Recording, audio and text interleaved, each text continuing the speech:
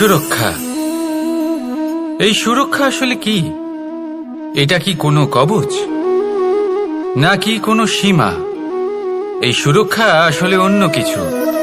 আমাদের মাতা পিতা, আমাদের প্রিয়জন, আমাদের বন্ধু, এই সমাজ, আমাদের শুভাকাঙ্ক্ষী, আমাদের আত্মীয়, এনারা সবাই আমাদের জীবনে কোনো না কোনো ভাবে সুরক্ষা দিয়ে থাকেন, একটা কবচ দিয়ে থাকেন কোনো না কোনো রূপে।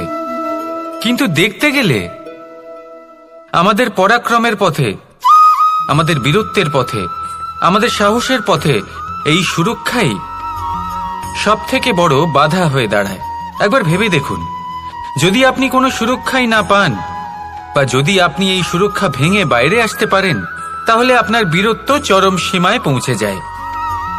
কেন? কারণ তখন আপনি জানেন যে এই সংসারের সম্মুখীন আমাদের নিজেদেরই হতে হবে। আপনি বুঝে যান যে শত্রুর সম্মুখীন এবার নিজের বলের দ্বারা, নিজের পরাক্রমের দ্বারা, নিজের সাহসের দ্বারা করতে হবে। আর তখন আমাদের মনের মধ্যে এই শক্তি জাগ্রত হয়। এই শক্তি অন্তরেই বসবাস করে। শুধু এটা চিনে নিতে হবে, একে জাগ্রত করতে হবে। আর এটা সুরক্ষা ভেঙে যাওয়ার পরেই সম্ভব হয়। আর যারা নিজের শক্তি সম্পর্কে জানেন, যিনি নিজেই জানেন তিনি কতটা শক্তিশালী, তিনি নিজেই নিজের সুরক্ষা কবচ চিরকালের মতো ভেঙে ফেলে দেন, ঠিক কর্ণের মতো। আর তারপরে দেখুন, আপনার পরাজয় হোক বা বিজয়ী হোক না কেন, সেটাই অনেক বড় হয়, সেটাই প্রশস্ত হয়ে থাকে। সেই জন্য ত্যাগ করুন নিজের ভয়কে, নিজের আশেপাশের এই সুরক্ষা চক্রকে ভেঙে ফেলুন, আর সম্মুখীন হন এই সংসারের নিজের শত্রু সম্মুখীন হন। পরাক্রমের এই অঙ্কুর, তা অঙ্কুরিত হওয়ার জন্য বীজের উপরের এই কবচ, এটা ভেঙে যাওয়া অতি আবশ্যক। আসুন আমার সাথে ভালোবেসে বলুন, রাধা রাধা। কর্ম এবং ফল। দেখতে গেলে এই সমস্ত ব্রহ্মাণ্ড এই দুইয়ের মাঝেই স্থির হয়ে আছে। মানুষজন কর্ম করেন ভালো ফল লাভের আশায়, আর ভালো ফল লাভের আশায় উনি এটাই ভুলে যান যে উনি যে কর্ম করছেন তা কি করছেন। আমি বলেছিলাম কর্ম করুন ফলের চিন্তা না করে, কিন্তু কি কর্ম করছেন সেই বিষয়ে ভাবাটাও অত্যন্ত আবশ্যক। নয়তো অনেক সময় আমরা এমন কর্ম করে ফেলি যা না চাইতেও বিষে পরিণত হয়, যা হয়েছে দুঃশাসনের সাথে, দুর্যোধনের সাথে, গুরু দ্রোণের সাথে। একজনের মানসিকতা উচিত ছিল না, একজনের বিবেক উচিত ছিল না, আরেকজন যে পক্ষ নির্বাচন করেছিলেন সেই পক্ষ উচিত ছিল না। আর যা কিছু ওনাদের সাথে হলো, আপনার, আমার, আমাদের সকলের সাথে তা হতে পারে। আমি বলেছিলাম কর্ম করুন, ফলের চিন্তা করবেন না, কিন্তু এই কর্মের বিষয়ে বিচার করে দেখাটাও ততটাই আবশ্যক। দেখুন, কর্ম করার উচিত প্রক্রিয়া ফলের চিন্তা না করা, কিন্তু যদি আপনার কর্ম শুভ হয় তাহলে তার ফলও নিয়তি আপনাকেই দেবে। সর্বদা কর্ম করার সময় এটা ভাবুন যে আপনার এই কর্ম এই সংসারকে, এই সমাজকে, আপনার পরিবারকে, আপনার আশেপাশের মানুষজনকে কোন দিশায় নিয়ে যাবে। যদি এটা সবার জন্য মঙ্গলময় হয় তাহলে কর্ম করতে থাকুন। আর হ্যাঁ, নিশ্চিত রূপে ফলের চিন্তা করবেন না। আসুন আমার সাথে ভালোবেসে বলুন, রাধা রাধা। যখন আমরা হাঁটতে থাকি আর আমাদের পায়ে কাঁটা বিঁধে যায়, তখন মুখ দিয়ে আহ বেরিয়ে আসে, কান্না চলে আসে, আর অনেক সময় অভিশাপও বেরিয়ে আসে।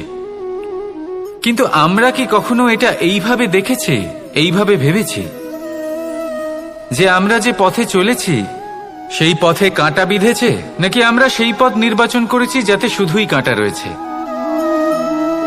নাকি আমরা এভাবে ভেবে দেখেছি যে এই কাঁটা আমাদের কষ্ট দিতে এসেছে, নাকি এটা আমরাই বিছিয়ে রেখেছিলাম? সাবধান থাকা উচিত ছিল, কারণ কাঁটা বিঁধলে যন্ত্রণা হবে, চিৎকার করে ফেলতে পারি, মুখ থেকে অভিশাপও বেরিয়ে আসতে পারে। কিন্তু এই অভিশাপ শুধুমাত্র আমাদের তরফ থেকে অভিশাপ হয়, সামনের ব্যক্তিটির ওপরও নির্ভর করে। এবার সেই ব্যক্তি যদি এমন হয় যে ফুল আর কাঁটা এই দুই সমানভাবে গ্রহণ করতে পারে, তার কাছে অভিশাপও বরদানে পরিণত হয়। শেষ পর্যন্ত ব্যাপারটা দাঁড়ায় ভাবনা, চিন্তা, দৃষ্টিভঙ্গির ওপর। কারণ আপনার এই ভাবনাই সত্যি হয়ে সামনে আসে। সেই জন্য এই ভাবনা, চিন্তা, মানসিকতাকে গুরুত্ব সহকারে দেখবেন। এই বিবেচনা নিয়ে বিবেচনা করতে শিখুন। আমার কথার অর্থ হলো যে জীবনে যখন এরকম কিছু একটা ঘটবে তখন ভেবে দেখুন যে এরকম কেন হলো। আপনি কি এমন কোনো কর্ম করেছিলেন যার কর্মফল এটা? এমন কোনো কাজ যা অনুচিত ছিল, অসত্য ছিল, যা অভদ্রতার কারণ ছিল? ভেবে দেখা প্রয়োজন। দেখুন, ইচ্ছে হলো আপনার যে আপনি কি করতে চান। ভাবনা আপনার, সত্য আপনার, জীবন আপনার, সিদ্ধান্ত আপনার। আসুন আর আমার সাথে ভালোবেসে বলুন, রাধা রাধা। সময়, এই সময় আসলে কি? এই সময় একটা সরল রেখা তো কখনোই নয়। সময় হলো একটা চক্র, যেখানে এর আদি সেখানেই হলো এর অন্ত, আর যেখানে তা শেষ হয় সেখান থেকেই তার শুরু হয়। এই সময় একটা অত্যন্ত বিচিত্র চিন্তা, বিচিত্র ভাবনা, একটা বিচিত্র বস্তু যা কেউ বুঝতে পারেন না। এই সময়ের লীলা, এর কোনো প্রমাণ নেই, কোনো জ্ঞান নেই, কোনো পরিমাপ নেই। শুধু এটুকু আমরা জানতে পারি, যেখানে শেষ হবে সেখান থেকে একটা নতুন সূচনাও হবে। যা আজ আপনার কাছে আছে কাল অন্য কারোর কাছে যাবে, তারপরে তার কাছ থেকেও অন্য কারোর কাছে যাবে, তারপরে তার থেকেও ছিনিয়ে নেওয়া হবে। এই নিয়তির একজনের কাছ থেকে অন্যজনের কাছে আদান প্রদানের এই সময় হলো আপনার সময়। এই সময়ের সদ্ব্যবহার করুন, এই সময়কে বাঁচুন।